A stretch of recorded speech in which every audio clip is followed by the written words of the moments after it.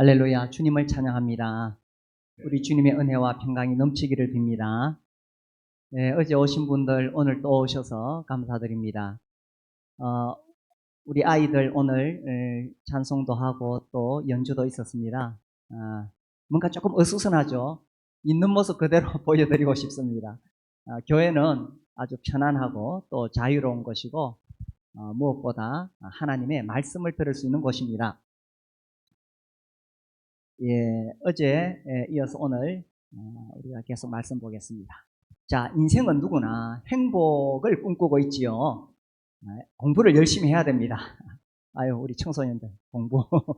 자, 열심히 공부하고 때가 되면 결혼을 합니다. 아유, 정말 행복하겠죠. 그리고 돈을 벌어야 됩니다. 열심히 일해야 되죠. 성공을 위해서 열심히 성공의 계단을 올라갑니다. 그리고 이제 여유가 생기면 하와이 해변가 벤치에 앉아서 나 이 정도 성공했어. 이렇게 즐기게 됩니다. 뭐 이렇게 사는 거죠. 그런데 이렇게 살다 보니 어느덧 나이가 들게 됩니다. 그러면서 인생이 뭘까? 뭔가 채워지지 않는 공허함이 있습니다. 가슴에 뻥 뚫린 그 공간을 무엇으로 메울 수 있을까요? 그래서 고민하게 됩니다. 내 인생의 의미는 무엇일까요? 이제 그 해답을 우리가 한번 찾아가 보려고 합니다. 싱가포르 사람인데 이름이 좀 기네요. 리차드 테오 캥 시앙. 이분이 안과 의사였습니다. 의사일 뿐만 아니라 또 이 의료기기 부분에서 특허를 2개나 가지고 있었어요. 돈을 엄청 벌었습니다. 그런데 사람의 욕심이 끝이 없잖아요. 더 많이 벌고 싶어. 그래서 성형외과 의사가 되었습니다. 아유, 제주도 좋아. 안과 의사 되기도 힘들 텐데 성형외과 의사가 되었어. 그 뒤로는 막 이 사람 그 기술이 뛰어나가지고 환자들이 병원에 줄을 섰습니다. 혼자서 감당을 못했어요. 4명의 의사를 고용해서 병원을 운영합니다. 끝없이 돈이 몰려왔어요. 아유, 돈에 파묻히겠어. 그래서 취미가 생겼는데 스포츠카를 사는 거였습니다. 한 대 더 샀어요. 또 삽니다. 막 삽니다. 그리고 아주 호화로운 별장을 맞이했어요. 주말이면은 이 스포츠카를 가지고 이제 이 경주를 하고, 그리고 각계각층의 유명 인사들을 이 별장에 초대해서 아주 호화로운 파티를 열었습니다. 이 사람이 40살이 되었을 때 정말 커리의 정점에 있었어요. 이 자신이 하는 직업이나 취미 활동이나 뭐 사회적인 지위, 정말 인생의 정점에 있으면서 자기가 원하는 대로 다 할 수 있다고 생각했어요. 그렇죠? 뭐 이 정도 되면 두려울 것도 없고 겁날 것도 없습니다. 그런데 몸이 안 좋아서 병원에 갔더니 폐암 말기였습니다. 아유, 의사도 어떻게 폐암 말기까지 갈 수 있을까요? 갈 수 있죠. 저도 주변에서 정말 유명한 의사인데도 그런 경우를 소식을 듣게 됩니다. 그래서 이제 39살이고 이제 그때에 이제 죽음을 앞두고 블로그를 운영을 합니다. 그러면서 이렇게 말해요. 인생의 우선순위가 무엇인지 정하는 것은 빠를수록 좋다. 죽음을 앞두고서야 비로소 내 인생에 정말 중요한 것이 무엇인가를 생각하게 됩니다. 그리고 안타깝게도 40세에 세상을 떠나게 됩니다. 여기 뭐 40세 넘은 분들이 많이 계시죠? 아유, 그러면 뭐 이분보다는 지금 오래 잘 살고 있습니다. 그렇게 인간적으로 성공했는데 버려두고 세상을 떠나야 했습니다. 성경에 그와 똑같은 사람의 이야기가 나와요. 어떤 부자가 있었습니다. 고대 시대 부자는 토지죠. 그해 풍년이 들어서 엄청나게 많은 소득이 생겼습니다. 이 많은 곡식을 쌓아둘 곳이 없어서 고민을 했어요. 그래서 내가 이렇게 하리라. 있던 창고를 헐고 더 크게 창고를 지었습니다. 거기다가 곡식을 잔뜩 쌓아두었습니다. 그리고는 잠자리에 누워서 배를 두드리며 이렇게 말했습니다. 내가 이제 평생 먹을 거 쌓아두었다. 내 영혼아 평안히 먹고 쉬고 즐기자. 이제부터 인생을 즐기자. 이렇게 말했어요. 그때 하나님 말씀하시기를, 우리 같이 읽어볼까요? 시작. 어리석은 자여 오늘 밤에 내 영혼을 도로 찾으리니. 그 뒤에 그러면 네 예비한 것이 누구의 것이 되겠느냐, 이렇게 되어 있습니다.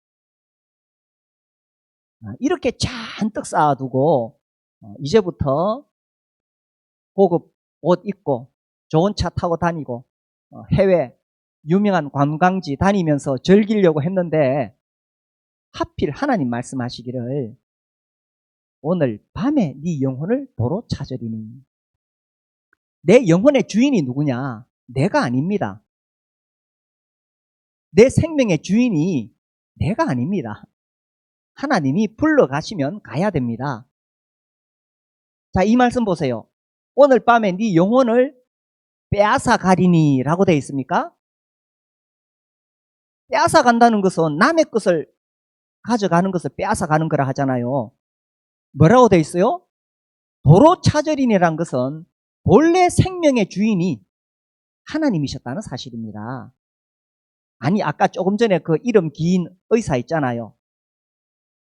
그 의사도 그렇게 부귀와 영화를 누렸지만 자기 영혼의 주인이 자기가 아니었어요. 더 살고 싶었겠죠? 그런데 한창 나이 40살에 세상을 떠나게 됩니다. 하나님이 도로 찾아가시면 가는 거예요. 그래서 내 생명의 주인이 누구인가? 어제 우리가 이 부분을 살펴봤습니다. 인생, 어디서 와서 어디로 가는가? 우리는 원숭이 후손이 아닙니다. 우주와 만물을 만드신 절대 권능자, 전능하신 하나님께서 나를 만드셨어요. 하나님으로부터 왔지요? 그리고 언젠가는 하나님께로 가게 됩니다. 자, 그런데 문제는 이것입니다. 내가 하나님을 만나야 되는데 하나님과 나 사이에 가로막혀 있는 담이 있습니다. 그게 뭐냐? 죄라는 것입니다. 이 시간에는 인생의 근본 문제 3가지를 말씀드리려고 해요. 하나님이 나를 만드셨는데 내가 어떻게 그 하나님을 만날 수가 있느냐? 우리가 이렇게 태어나서 이제 살아가지요. 이 그림 중에 나는 지금 어느 위치에 있습니까? 아까 그 귀여운 우리 어린이들이 나왔을 때 아유 사랑스럽고 귀엽죠. 다 율동하는데 이쪽에 선 놈들은 가만히 서 있더라고요. 그래도 귀엽습니다. 무조건 예뻐요. 그런데 점점 나이가 들고 언젠가 지팡이를 짚게 되고 눕게 됩니다. 자, 인생의 문제는 하나님을 내가 만날 수 없다는 것입니다. 우주와 만물을 만드신 하나님은 오늘도 햇빛과 공기를 우리에게 주십니다. 정말 우리 인생을 사랑하시고 보호하시고 공급해 주십니다. 그런데 하나님과 나 사이에 가로막고 있는 게 있어요. 이게 첫 번째 문제입니다. 이 죄 문제를 해결해야 내가 하나님을 만날 수가 있습니다. 그래서 어떻게 죄에 빠져 있는 내가 거룩하신 하나님을 만날 수가 있느냐 하는 것입니다. 뭡니까 이게? 지난 1월 달에 이제 우리 교회 청소년들 하고 한 30여 명이 필리핀에 선교 여행을 다녀왔어요. 제가 이렇게 이제 비행기 타고 가다 보니 좀 심심해. 그래서 조종실에 가서 문을 두드리고, 기장님, 내가 한번 운전해보면 어떻겠어? 물론 뭐 조종실 문도 열어주지 않겠지만, 내가 그 문을 두드리면서, 내가 이래봬도 자동차 운전 경력 30년이 넘어요. 내가 한번 해봅시다. 정신 나갔다 그러겠죠. 만약에 내가 여기 가서 비행기 운전하면 그곳에 탄 사람들 다 위험합니다. 목숨이 위험합니다. 자, 이와 마찬가지로 내 인생을 내가 주인인 것처럼, 내가 내 인생의 모든 것을 통제할 수 있는 것처럼 살아가는 것, 그것이 죄입니다. 하나님이 나를 만드시고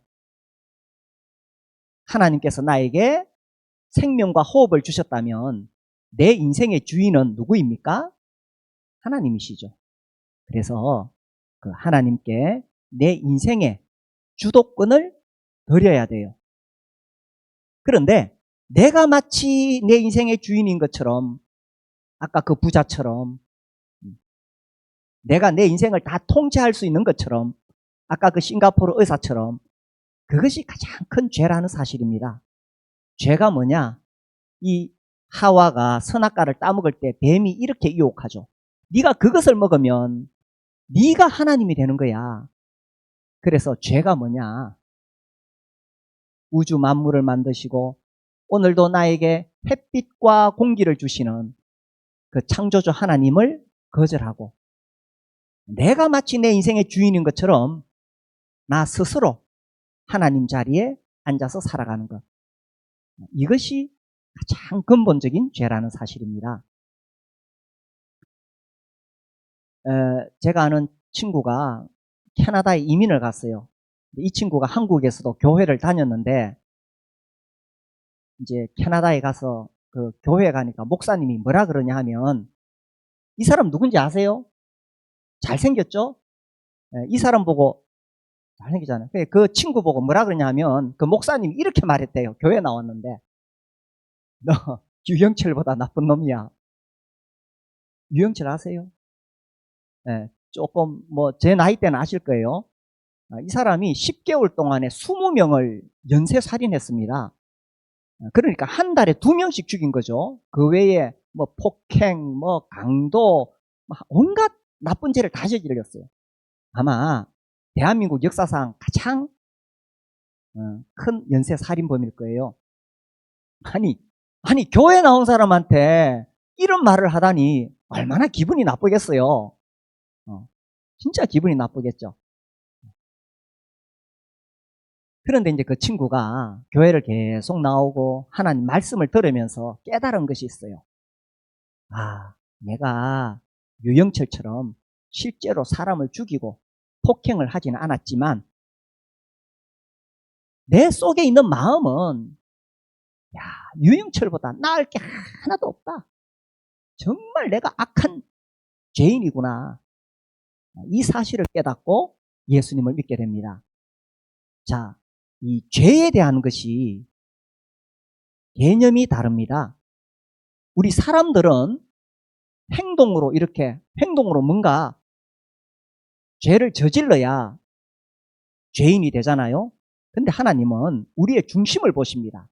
예수님께서 이렇게 말씀하셨어요. 나는 너희에게 이르노니 음욕을 품고 여자를 보는 자마다 마음에 이미 간음하였느니라.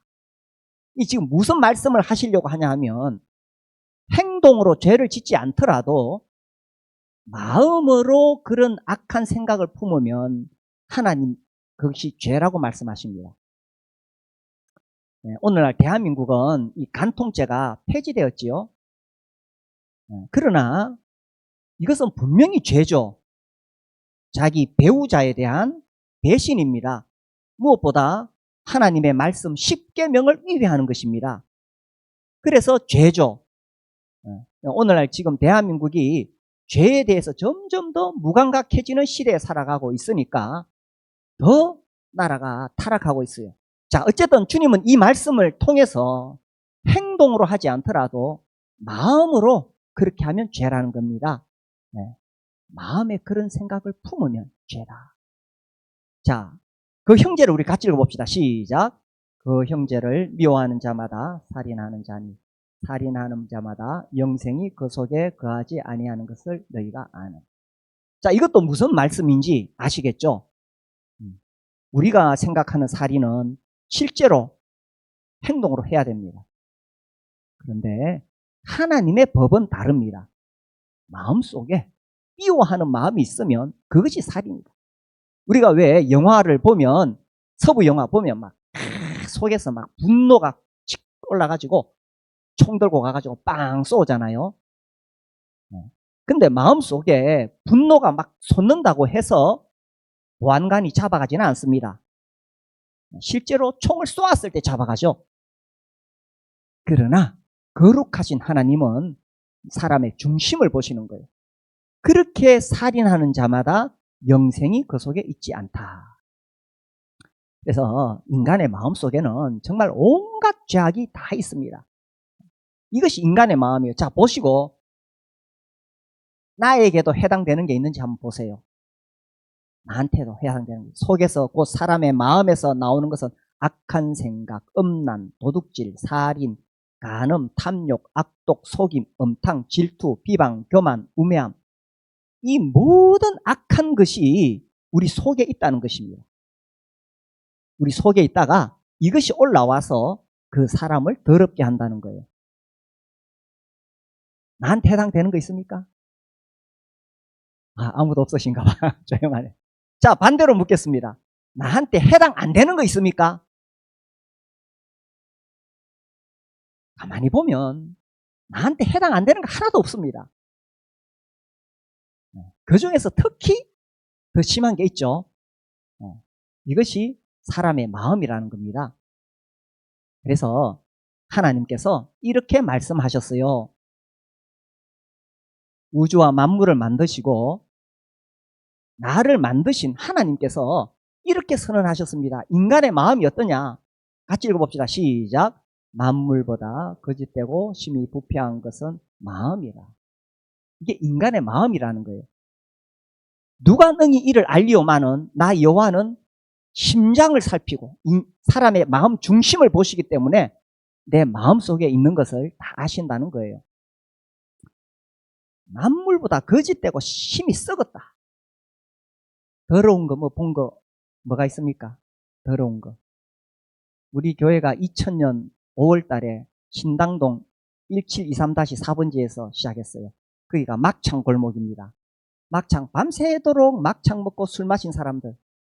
제가 새벽기도 가면은 이 골목길에다가 막 토해가지고 누런 게 이렇게 있습니다. 콩나물 대가리도 있고 고춧가루도 있고. 그거 제가 자세히 보겠어요. 안 볼라 그러는데 눈에 보이더라고. 더럽죠. 그런데 하나님께서 보실 때에 그것보다 더 더럽고 악하고 냄새나고 썩은 것이 뭐냐? 아이고 별로 동의를 안 하시죠? 그런데 하나님 앞에 딱 서서 보면 그게 나예요. 내 속에 이거 다 있습니다. 왜 이렇게 되었느냐? 하나님께서 사람을 처음 만드실 때는 하나님의 형상대로 만드시고 정말 보기에 좋았다고 하셨어요. 그런데 왜 이렇게 되었느냐?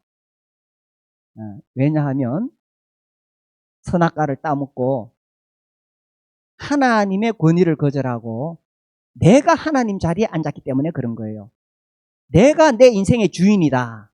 내 인생은 내가 마음대로 살 거야.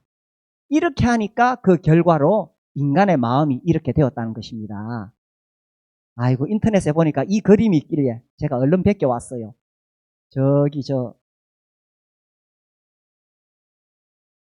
여기 이게 뭡니까? 공작, 염소, 돼지, 거북이, 표범, 뱀, 개구리 나옵니다. 공작, 나 잘났어 하고 뽐내잖아요. 우리 사람들이요 다 교만하지요. 다 지 잘난 맛에 삽니다. 안 그렇던가요? 자기 잘난 맛에 삽니다. 뭐 가진 거 없어도 하물며 조금 가졌다고 하는 사람 뭐 좀 배웠다고, 뭐 좀 많이 안다고 생각하는 사람, 좀 사회적으로 좀 뭐 있는 사람은 더 잘난 체 합니다. 다 자기 잘난 맛에 삽니다. 하나님께 영광 돌리지 않고 자기에게 영광 돌립니다. 이 염소 고집을 보세요. 고집 센 염소. 사람들이 얼마나 고집이 셉니까? 예. 자기가 잘못하고도 절대로 인정 안 하려고 해요. 하나님 앞에서 부끄러워하지 않습니다. 돼지, 탐욕이죠. 끝없이 더 가지고 싶은 거. 더 많이 가지고 싶은 탐욕, 표범, 잔인함이죠. 누군가 내 자존심을 건드리거나 나의 이익을 침해하면 참지를 못합니다. 뱀은 하와에게 거짓말해서 속였습니다. 그렇죠. 위급하면 내가 좀 손해보면 남을 속이고 거짓말합니다.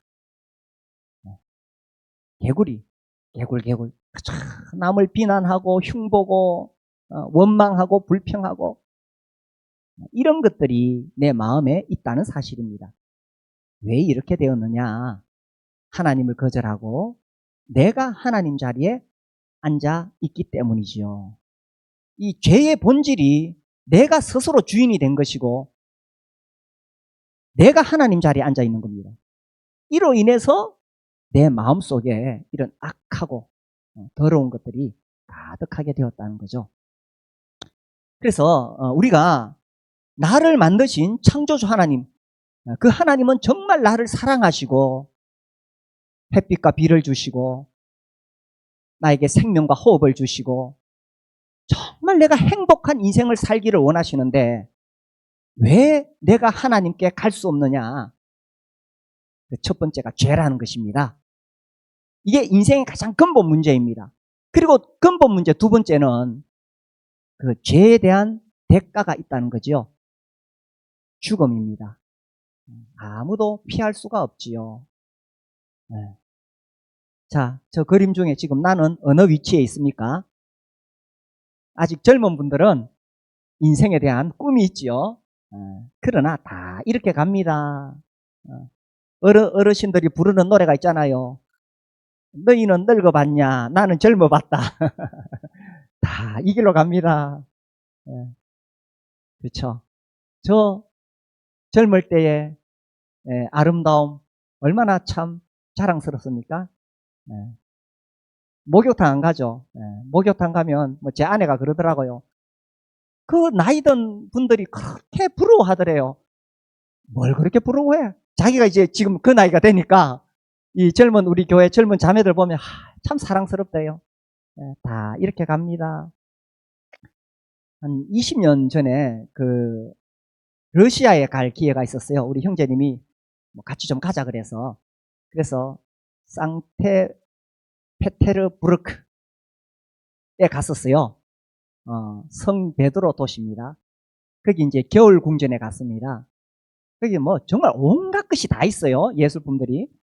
그런데 제가 아주 지금도 인상에 남는 게 있어요.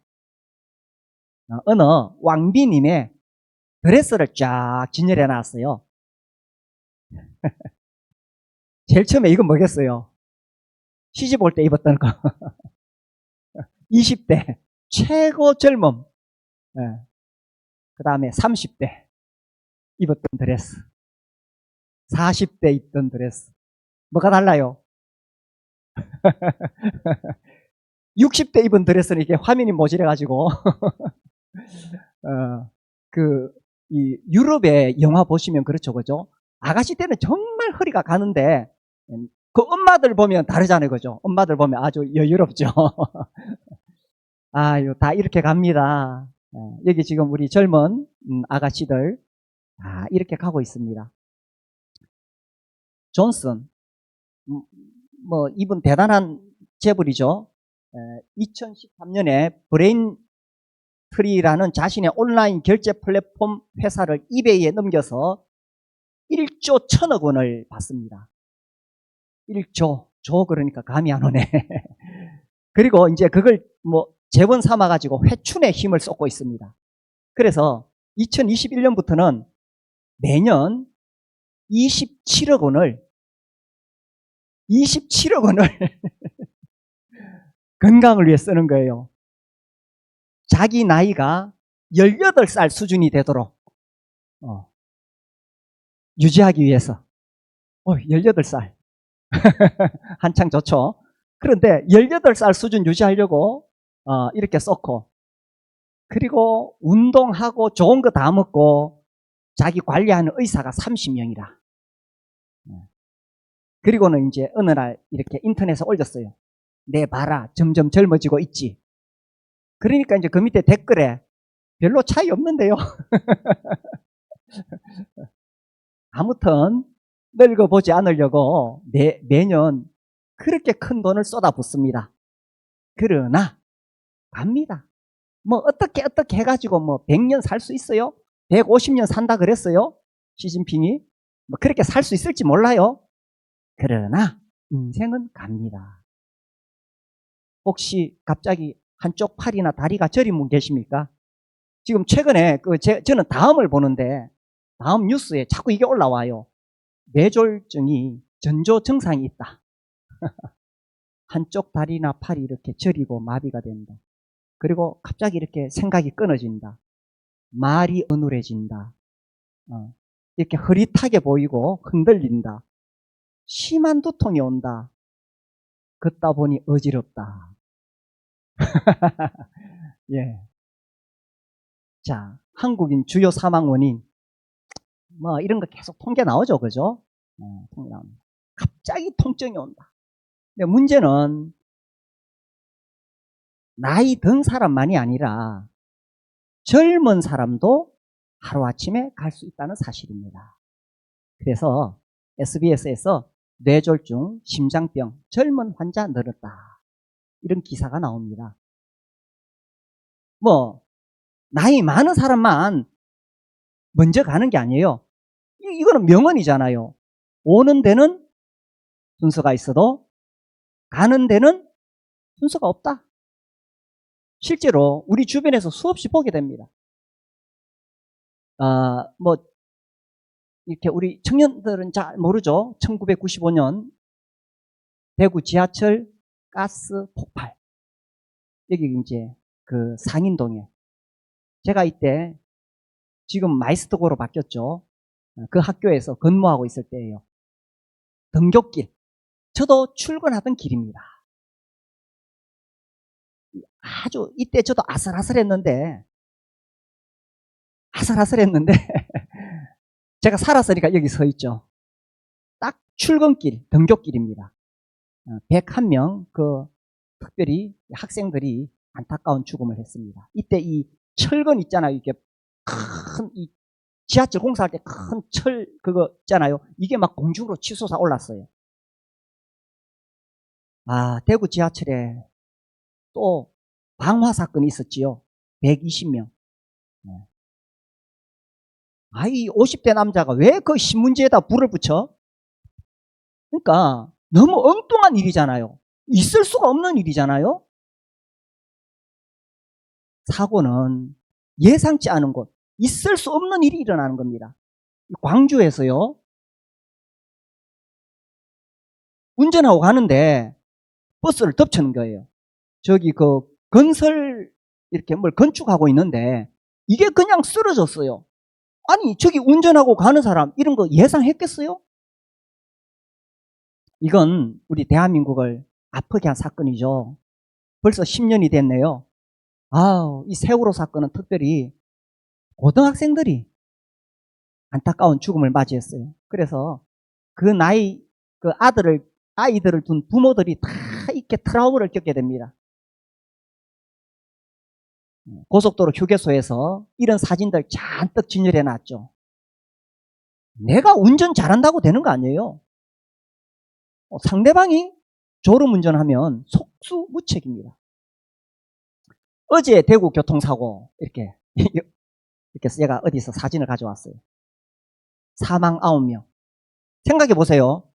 어제 사망한 이 사람도 아마 이 도로를 달리면서 이걸 봤을 거예요. 그러면서 어제 누가 몇 명 죽었네. 그런데 자기가 이렇게 될 줄 생각 못 했겠죠? 우리도 마찬가지 아니에요. 우리 이거 보면서 어제 9명 사망했네? 아니 어제 사망한 그 사람도 그렇게 생각했다니까. 그래서 우리가 죽음이 멀리 있다 고만 말할 수는 없다는 사실입니다. 자, 여기 이거 보세요. 네, 여기 사람 있죠? 자, 이 사람이 걸어갑니다. 보세요. 걸어가죠?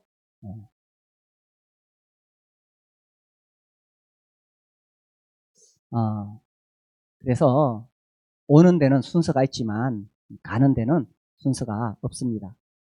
어느 현명한 왕이 있었어요. 나라를 잘 다스리시는데 이분이 인생에 대해서 고민했습니다. 그 나라 학자들 다 불러 모았어요. 인생이 무엇인지 연구해서 나에게 보고해라. 그래서 10년 동안 학자들이 연구해서 보고서를 가져왔습니다. 아이고 임금님이 이 책 언제 다 읽겠어요. 아이고 좀 줄여와라. 10년 뒤에 가져왔어요. 아이고 이것도 너무 많다. 내가 지금 나라 일이 너무 바쁘다. 줄여와라. 그리고 10년 뒤에 딱 한 권을 또 가져왔어요. 그런데 이때 임금님은 이미 노쇠했고 침상에 누워서 죽음을 앞두고 있어요. 이제 숨이 오락가락 하는데 그래도 죽기 전에 알고 싶어서 물었습니다. 그래, 이 책의 내용을 내가 다 알 수 없으니 한마디로 인생이 무엇이더냐? 그러니까 이제 학자들이 딱 대답하려고 하는데 그만 임금님이 숨이 졌어요. 그러니까 학자들이 이렇게 말했습니다. 임금님 바로 그겁니다. 인생은 다 죽는다는 사실입니다. 아무도 피할 수가 없습니다. 40세 인생의 정점에서 인간적인 모든 것을 가지고 있었지만 하나님이 부르시면 가는 거예요. 언제 이 세상을 떠나느냐 알 수 없습니다. 우리는 알 수 없어요. 하나님이 부르시면 갑니다. 어리석은 자여. 왜 어리석은 자입니까? 이 부자는 죽음에 대해서 한 번도 고민하지 않고 준비하지 않았기 때문에 어리석은 자입니다. 오늘 여기 교회에 오셔서 좋은 이야기를 듣고 싶은데 제가 죽음에 대해서 이야기합니다. 죽음을 생각할 때 우리가 정말 지혜로운 사람이 될 수 있습니다. 인생이 무엇인지 우리가 지혜로운 사람이 될 수 있습니다. 시작이 있으면 끝이 있는 거예요. 오늘 밤에 네 영혼을 도로 찾는다고 하셨는데 하나님이 부르시면 우리는 가야 합니다. 이거 작년의 사건이죠. 서울의 시청역에 교통사고. 갑자기 차가 역주행해서 들어와가지고 9명이 사망했습니다. 그 안타까운 장소에 이제 꽃을 갖다 놓죠. 그리고 이렇게 기사가 났어요. 아니 그냥 길에 걸어가는데 갑자기 죽을 수도 있다는 거죠. 내가 조심한다고 되는 것이 아니에요. 인간의 생명은 하나님의 손에 있습니다. 자, 이제 중요한 것은 이것입니다. 죽음으로 끝나느냐? 하나님 이렇게 말씀하십니다. 같이 읽어봅시다. 시작. 죽는 것은 사람에게 정해진 것이요 그 후에는 심판이 있으리니. 죽는 것은 정해져 있습니다. 죽음으로 끝나지 않고 심판이 있다는 사실입니다. 교회는 무엇을 전하느냐 하면 어떻게 착하게 살아라, 바르게 살아라. 단순히 그거 아닙니다. 교회는 생명을 전합니다. 영생을 전합니다. 죽음을 해결할 수 있는 구원을 전합니다. 자, 그래서 심판이 있는데 인생의 세 번째 문제. 아유, 이 교회 갔더니만 아침부터 지옥 이야기 하더라. 만약에 지옥이 있다면 이거 이야기해야 되지 않겠어요? 이 모리스 박사님, 이분이 뭐가 전문가냐 하면 사람이 쇼크를 받거나 죽잖아요. 그러면 바로 이 사람이 살려내요. 심장 관련 전문의입니다. 뭐 온갖 타이틀을 다 가지고 있죠. 이 사람이 이 죽은 사람을 살려낸 다음에 인터뷰를 했어요. 당신이 의학적으로 분명히 죽었었다. 그런데 그 죽었을 때 뭘 받느냐 하니까 그 수백 명의 사람들이 공통점을 이야기해요. 죽은 다음에 몸에서 영혼이 빠져나가서 경험했던 것. 지옥 앞에까지 갔다 왔다는 거예요. To hell and back. 지옥에서 돌아온 사람들이라는 한국말로 그렇게 번역된 책이에요. 그래서 이분이 고민을 했습니다. 야, 죽어서 끝나는 게 아니구나. 뭔가 있구나. 이 문제를 어떻게 풀어볼까 해가지고 전 세계 종교 경전을 다 뒤졌습니다. 예. 그래서 이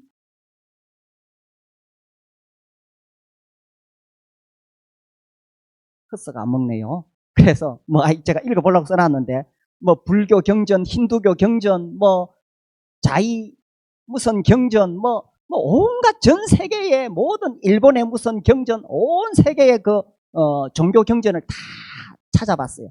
그러다가 발견한 것이 이 문제에 대해서 가장 명확하게 해답을 주는 것은 성경이었다는 거예요. 네. 자기가 경험한 것과 가장 일치한 것은 성경이었다는 것입니다. 그러면서 이렇게 말하죠. 죽음은 끝이 아니다. 죽음은 영혼을 향한 시작일 뿐이다. 죽음으로 끝나지 않습니다. 영혼을 향한 시작일 뿐입니다. 잭 하일스 목사님이 미국의 그 목사님이 텍사스의 시골 교회에서 목회할 때입니다. 그 사택 뒤에 큰 우물이 있었는데 거기 큰 쥐가 다니는 거예요. 미국 사람들은 텍사스 그러면 다 한 가지 떠올립니다. 크다. 그러니까 쥐도 엄청 큰 거예요. 저희도 텍사스 갔을 때 스테이크를 시켰는데 제 아내와 둘이서 한 개를 못 먹을 정도였습니다. 다 커요. 쥐가 막 엄청 큽니다. 그래서 쥐덫을 갖다 놨더니만 이놈이 장난감처럼 가지고 놀더래요. 쥐약을 놨더니만 그거 먹고 살이 더 통통하게 쪘대요. 그래서 이제 큰 덫을 하나 갖다 놨어요. 그 이제 집에 있는데 어느 날 밖에서 털크덕 소리가 났어. 드디어 잡았구나. 달려가 보니 또 키우시는 분들 가슴 아프겠어. 테리어 종이라 그러대요. 털이 많아서 눈이 보이지 않는 자기 집에 키우는 강아지가 걸렸는 거예요. 얼마나 가슴 아프겠어요. 자기 집에 강아지 잡으려고 놓은 게 아니잖아요. 그래서 이분이 여기서 깨달음을 얻습니다. 지옥도 마찬가지다. 하나님이 사람을 보내려고 만든 것이 아니다. 그런데 사람이 여기 가고 있으니 얼마나 하나님 마음이 아프겠느냐. 같이 읽어봅시다. 시작. 또 왼편에 있는 자들에게 이르시되 저주를 받은 자들아 나를 떠나 마귀와 그 사자들을 위하여 예비된 영원한 불에 들어가라. 자, 지옥은 누구를 위해 만들었어요? 마귀와 타락한 영들을 위하여 예비된 곳입니다. 그러니 사람을 보내려고 만드신 곳이 아니에요. 그리고 이 지옥불은 한 1000년 타다가 꺼지지 않습니다. 어떤 불입니까? 영원한 불입니다. 그래서 하나님의 마음이 얼마나 안타까운지 모릅니다. 우리가 하나님을 만날 수 없는 이유, 근본 문제, 나하고 상관이 없습니까?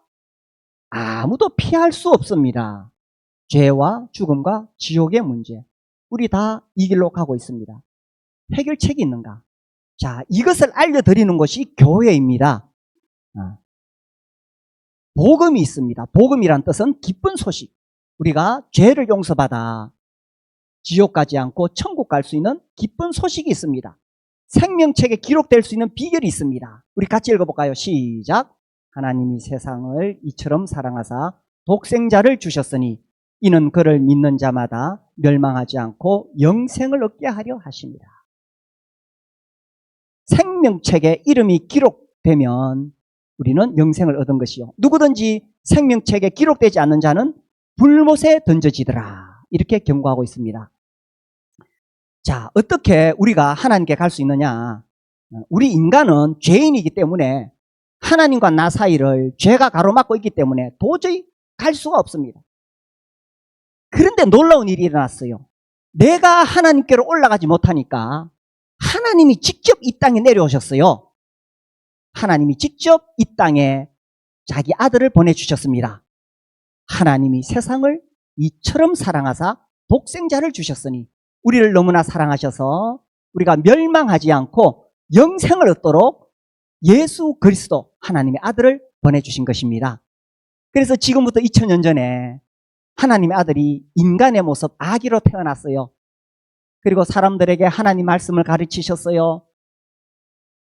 병든 자를 고치시고 귀신을 쫓아내시고 죽은 자를 살리시고 굶주린 자를 먹여주셨습니다. 그러나 이것이 예수님이 오신 목적이 아닙니다. 예수님이 오신 목적은 죽기 위해서입니다. 예수님이 이렇게 말씀하셨습니다.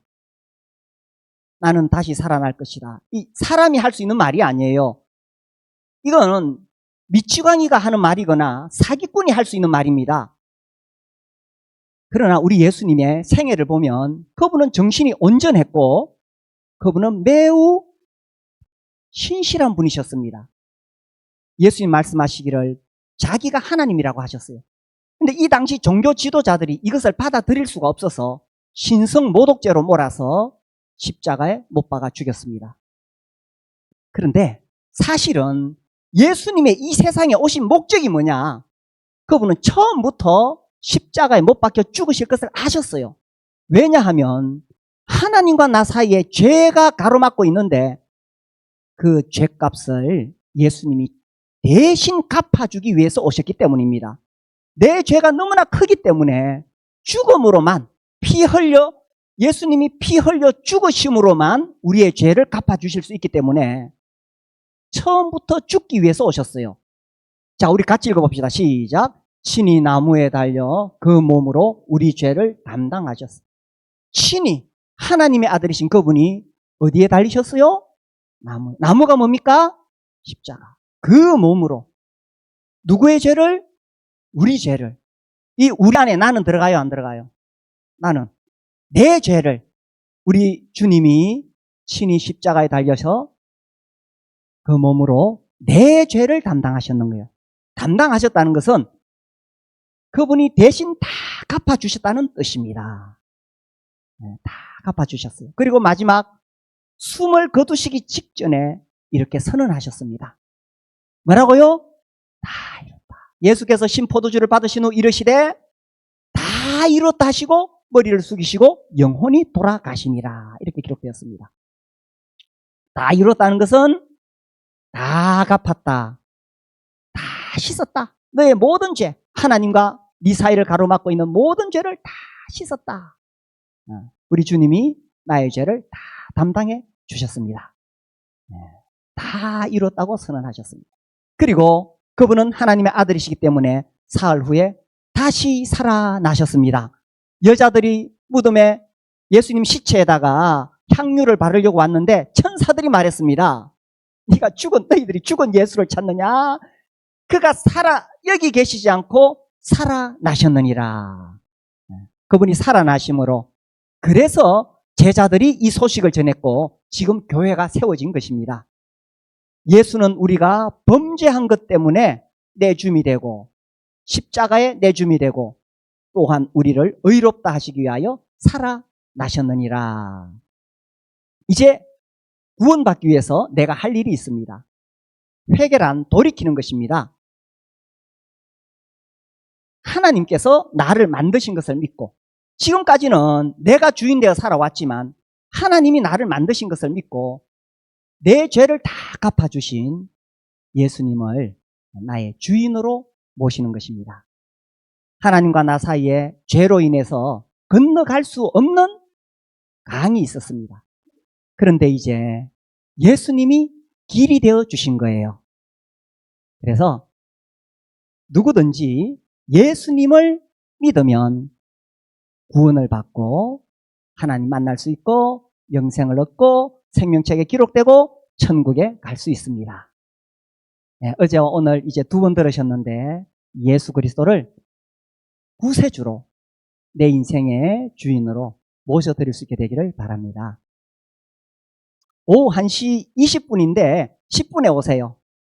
좀 더 일찍 오셔서 기도하시고 하나님 저를 구원해 주십시오.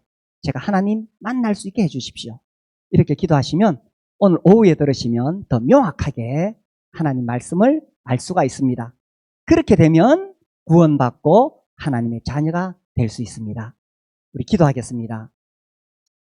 하나님 아버지, 하나님께서 우리를 사랑하셔서 독생자를 십자가에 내어주신 것 정말 감사합니다.